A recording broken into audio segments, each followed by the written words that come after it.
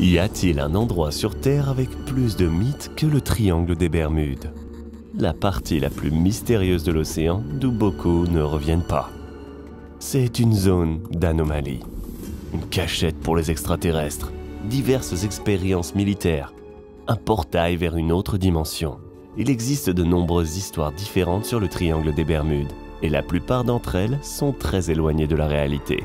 Mais parfois, dans la zone du triangle, il se passe quelque chose qui fait taire même les sceptiques. Car il est difficile d'argumenter avec un témoin vivant. Mais est-il possible de croire leurs paroles? Pour comprendre enfin les secrets du triangle des Bermudes, j'ai décidé de mener mes propres recherches. D'abord, je veux vous rappeler brièvement ce qu'est cette zone anormale. Le triangle des Bermudes est le nom de la zone de la mer des Sargasses, que l'on peut délimiter à droite avec un triangle.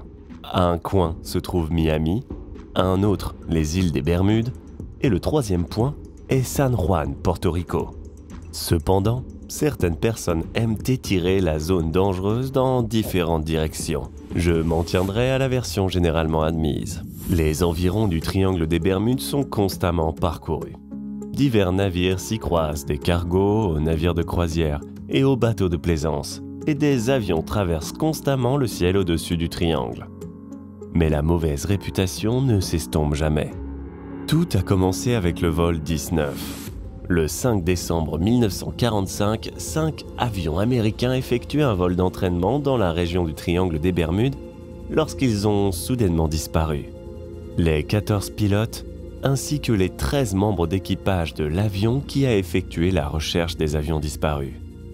Et jusqu'à présent, personne n'a été en mesure de déterminer la cause exacte de ce qui s'est passé. Ainsi, la légende est née.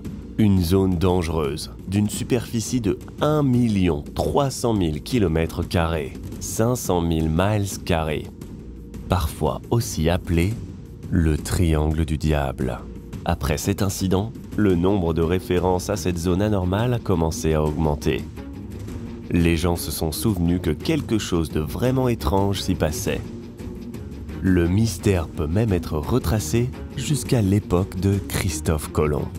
Les amateurs de mysticisme affirment que le célèbre explorateur, en passant par cette zone, a vu un objet incompréhensible s'envoler dans le ciel, ainsi qu'une étrange lueur. Christophe Colomb a également remarqué que sa boussole se comportait très bizarrement à cet endroit. Cela signifie-t-il que l'activité paranormale a commencé dans le triangle des Bermudes il y a très longtemps? Si vous croyez le premier article sur les disparitions inhabituelles, alors tout est beaucoup plus grave qu'il n'y paraît. Un cargo et 3 avions, avec tous les passagers et l'équipage, ont été perdus dans le triangle des Bermudes juste pendant la période de 1945 à 1950.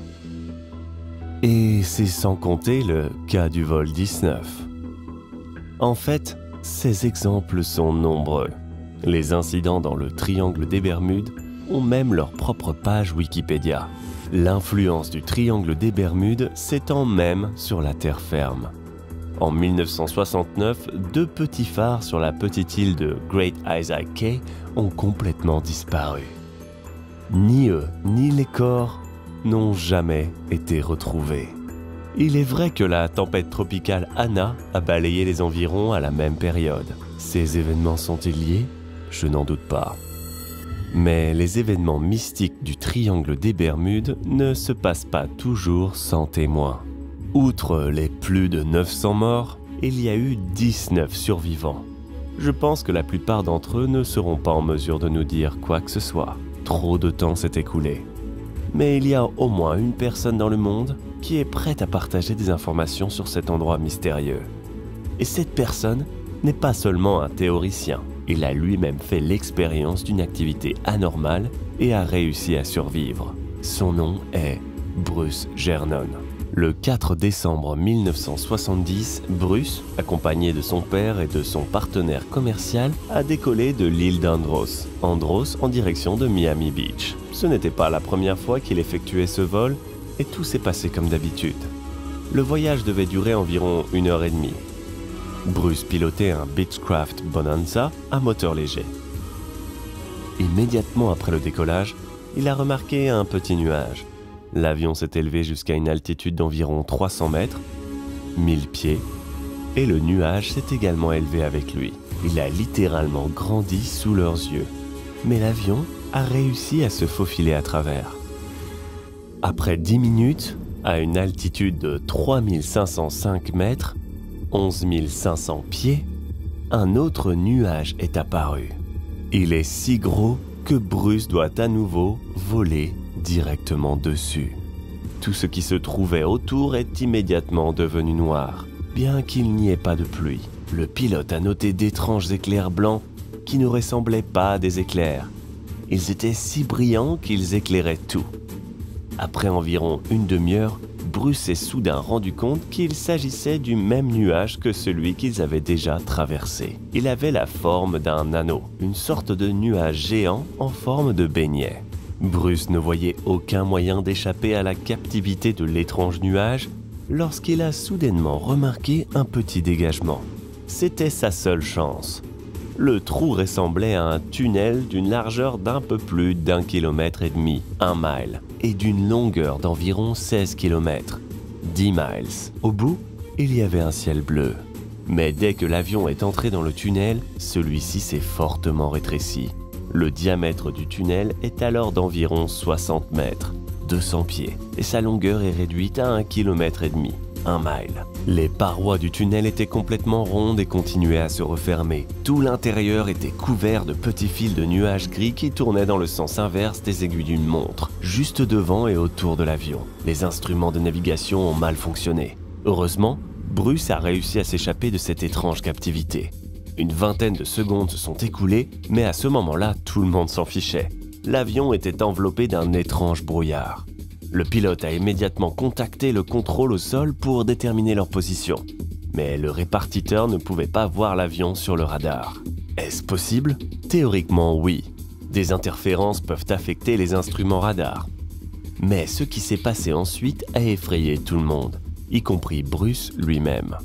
Le répartiteur a soudainement annoncé que l'avion était déjà dans le ciel de Miami. Je vous rappelle que ce vol dure habituellement 75 minutes. Mais que 47 minutes seulement se sont écoulées, soit un peu plus de la moitié du temps prévu. Mais l'avion de Bruce n'aurait tout simplement pas pu accélérer à une telle vitesse. La conception de l'avion ne le permettait tout simplement pas.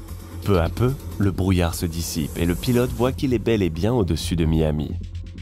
De retour au sol, Bruce vérifie la quantité de carburant utilisée et l'horloge. Tout semblait indiquer qu'il s'était soudainement déplacé d'un point de l'espace à un autre, par lui-même, sans l'aide des moteurs. Comme si l'avion était passé par un portail. Je suis d'accord, tout cela semble très peu crédible. Cependant, la nouvelle de cet étrange voyage s'est rapidement répandue dans les médias. Et plus tard, Bruce a même publié un livre avec une théorie sur ce qui s'est passé. Selon lui, le brouillard électronique entourant l'avion est responsable de tout. Professeur David Pearce est d'accord avec Bruce. Le brouillard s'est formé entre deux zones de basse pression et deux zones de haute pression au-dessus de la Floride. Habituellement, de telles zones créent de puissants orages, mais ce n'est pas la seule raison. L'air ionisé qui a créé cet étrange brouillard a également désactivé la boussole. Mais qu'en est-il de l'apparence de l'avion qui s'est en quelque sorte déplacé dans l'espace? Cela peut s'expliquer par l'énergie sombre. Cette forme d'énergie, existant en théorie, est responsable de l'expansion accélérée de l'univers. Certains chercheurs pensent que l'énergie noire peut être utilisée pour créer un moteur spécial nous permettant de parcourir d'énormes distances en quelques fractions de secondes. Comme avec l'avion de Bruce, il s'agit d'une hypothèse très complexe, qui implique quelque chose comme une bulle de courbure qui modifie l'espace et le temps. En général, c'est difficile à prouver. Dans un avenir proche, en tout cas. Une question beaucoup plus intéressante est de savoir d'où l'énergie noire aurait pu venir au-dessus du triangle des Bermudes. Une idée? Bien sûr, si on veut, on peut toujours trouver une explication.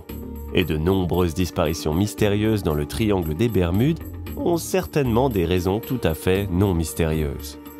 Par exemple, les navires et les avions peuvent être victimes d'une tempête. Certains récits de témoins oculaires sont fictifs. Certains détails sont enjolivés. Par ailleurs, le nombre de navires et d'avions disparus dans la région n'est ni plus ni moins important que dans toute autre partie de l'océan, selon les statistiques. Mais pourtant, dans le triangle des Bermudes, il y a quelque chose d'étrange, quelque chose de fascinant et quelque chose d'inexplicable. Si vous avez aimé la vidéo, mettez-lui un like. N'oubliez pas de vous abonner à la chaîne si vous ne l'avez pas encore fait. Cliquez sur la cloche pour recevoir des notifications à l'avance de nouvelles vidéos intéressantes qui vous attendent.